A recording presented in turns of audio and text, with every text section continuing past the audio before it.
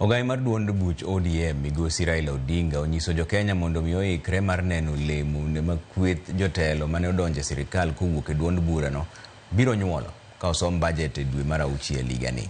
Raila mane loso Mombasa koni kata obedo ni duond buch ODM ne otero jolony e sirkal, lokruok magibiro kelo to biro neno mos to chutho bang' timo lokruoge e pok mag omenda e migepe mopogore opogore ma pacho ka. ODM donated experts to government. But you know, it was just July last year. Mr. Mbadi's Minister for Finance, his budget will be read in Parliament this year, next month in June. So give him time.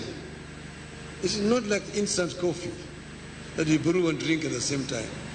It takes time. So give him time and you will see a difference.